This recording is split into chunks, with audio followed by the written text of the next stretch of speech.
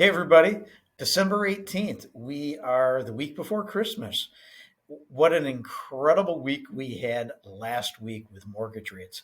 I can count the number of times on one hand that we've had similar weeks for improvement to mortgage rates over the last 3 decades that I've been in the business. It was very cool to see.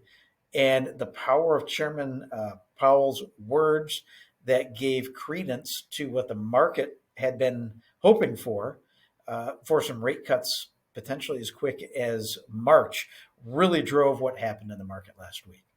Now, this week, we have just as important data coming out, and I think we're going to be very pleased with how the week ends up by the time we close out the week on Friday.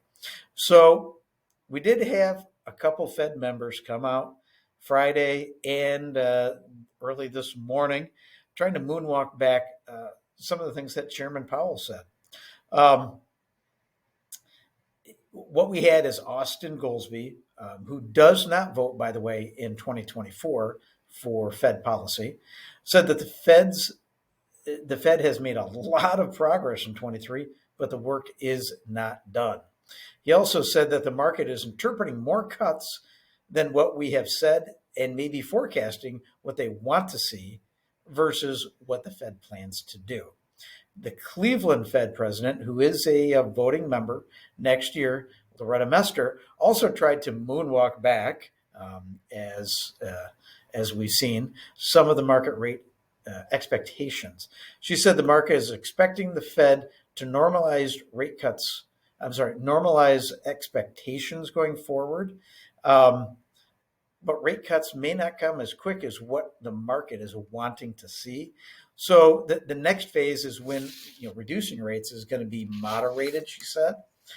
Let's kind of see how this plays out. Luckily, the market shrugged these comments off, and the 10-year Treasury is only up, I think, 2 basis points right now. Mortgage-backed securities are up 2 basis points. So while these were significant statements that were made, Fed Chair Powell's statements still are overshadowing and have more weight than what these members who have been on the more hawkish side are coming out and saying.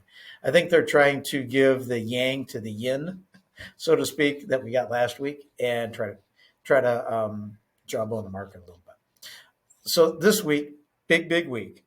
So Monday we have NAHB housing index.